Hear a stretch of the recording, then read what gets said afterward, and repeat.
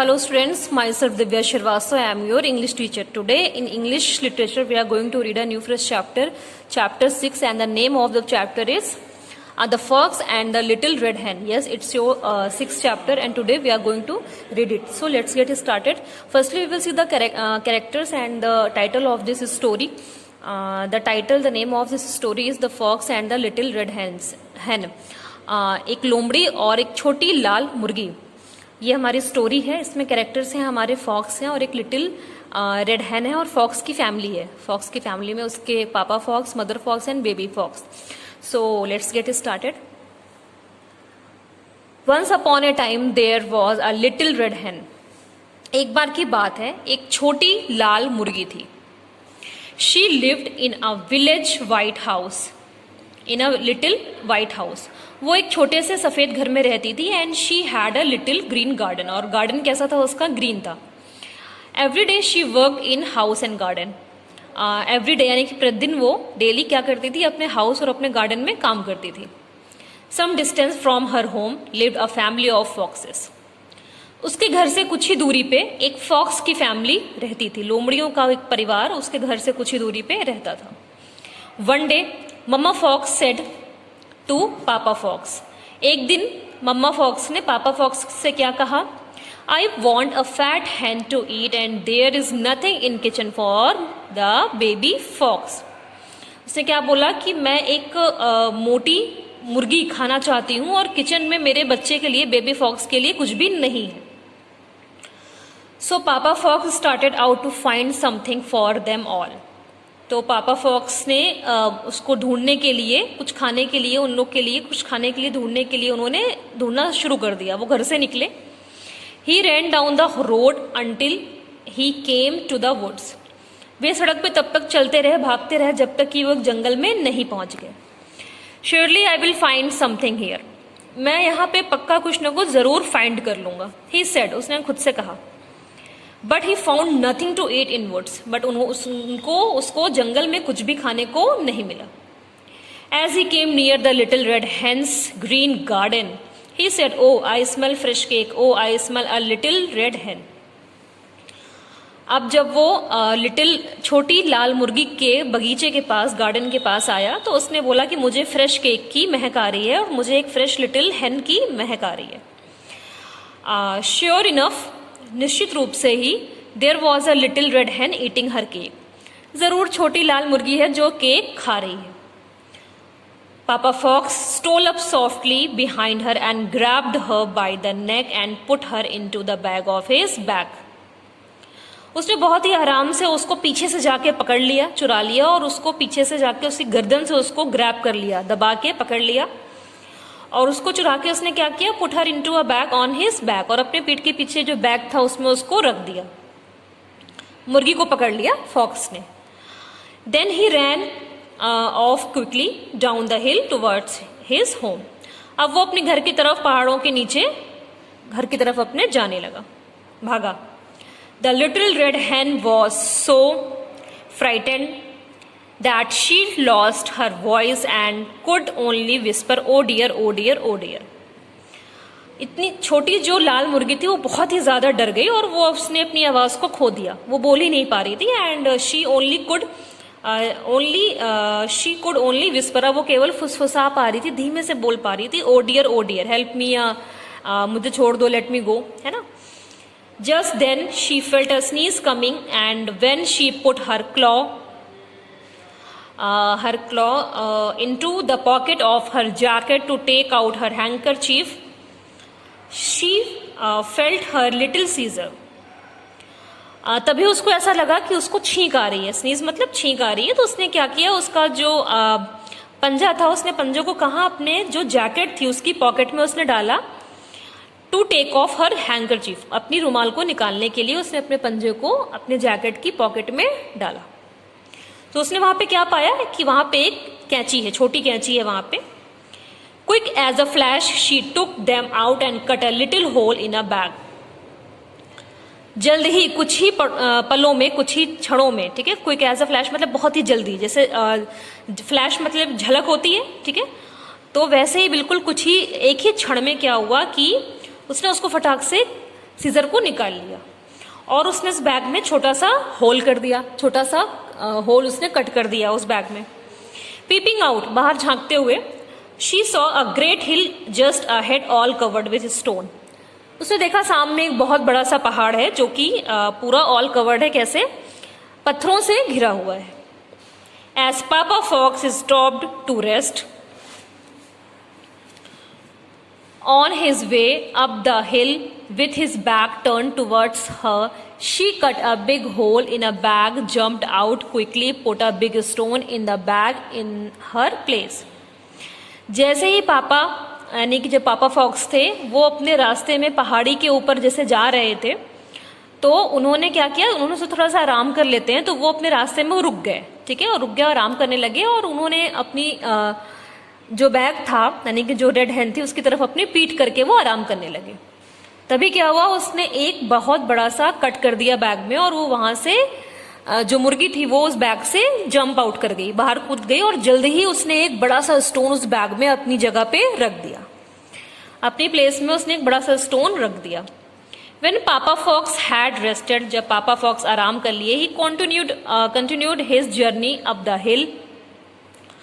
उन्होंने पहाड़ी के ऊपर अपनी यात्रा को जारी रखा, आगे बढ़ते रहे वो घर की तरफ। As he trudged along towards home, he felt that the bag was heavier than before.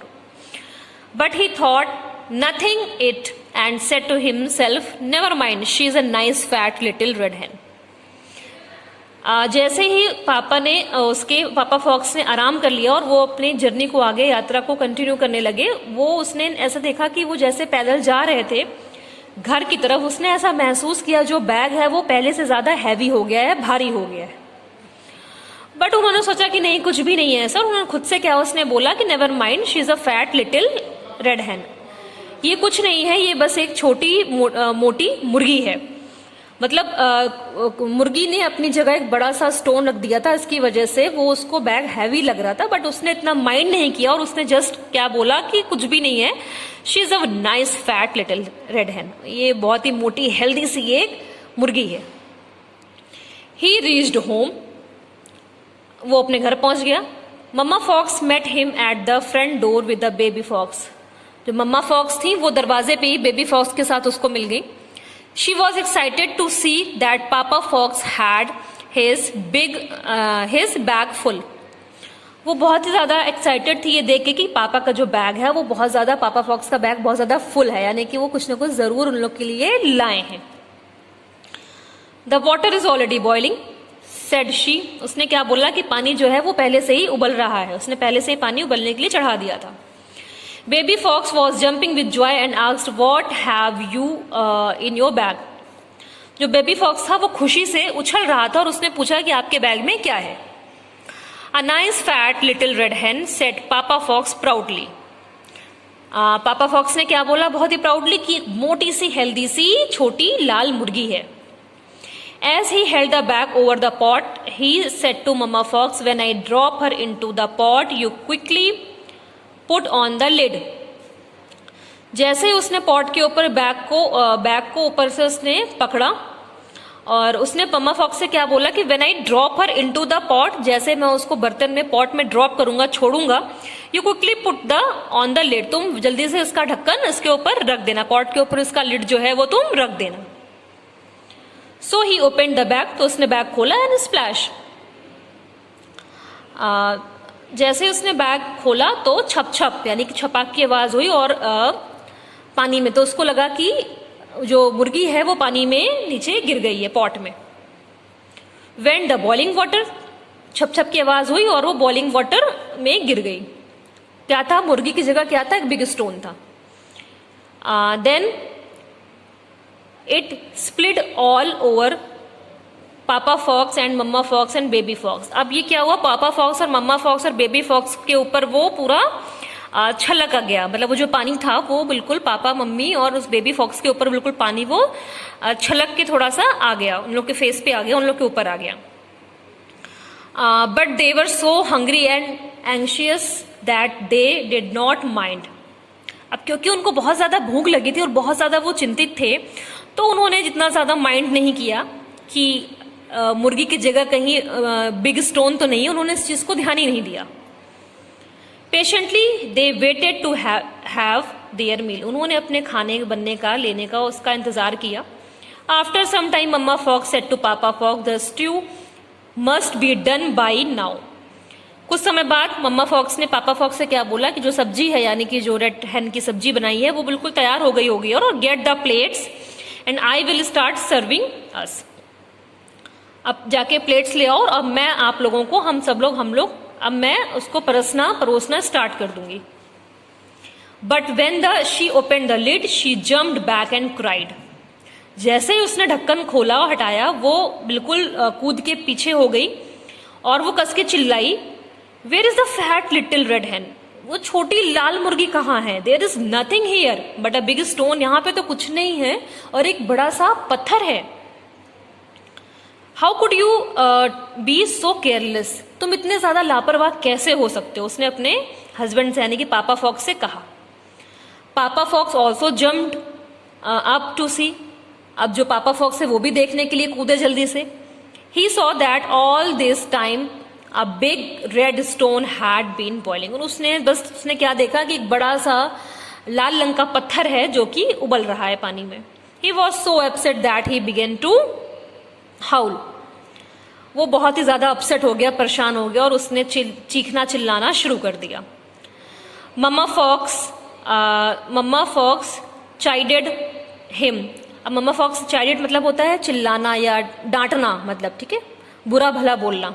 उसने अब उसको बुरा भला बोलना डांटना शुरू कर दिया। Now look what you have done, अब देखो तुमने क्या कर दिया है। We will have to go to the bed hungry, और हमें अब बेड पे भूखे जाना होगा, हमें बेड पे भूखे सोना होगा आज। Baby fox started crying, I am so hungry, I can't go bed like this.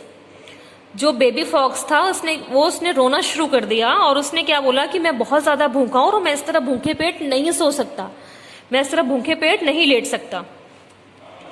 So papa fox set out again to look for something for them to eat, और इस बार फिर से क्या हुआ, जो पापा फॉक्स थे वो दोबारा उन लोग के लिए कुछ खाने के लिए ढूंढने के लिए निकल लिए। But never again did he try to catch the clever little red hen, but फिर कभी उसने दोबारा कभी भी फॉक्स ने उस चालाक छोटी रेड मुर्गी को पकड़ने का ट्राई नहीं किया। फिर कभी भी पापा फॉक्स ने उस छोटी चालाक लाल मुर्गी को पकड़ने की कोशिश नहीं करी। So this story of a fox and the little red hen is completed here. I hope आपको स्टोरी पसंद आई होगी। ये इतने भी अंडरलाइन वर्ड्स हैं, इनको अपनी कॉपी में ज़रूर मेंशन करिएगा, इन हार्ड वर्ड्स को ज़रूर अपनी कॉपी में लिखिएगा। And in next video we will start a new fresh chapter. Okay, thank you students.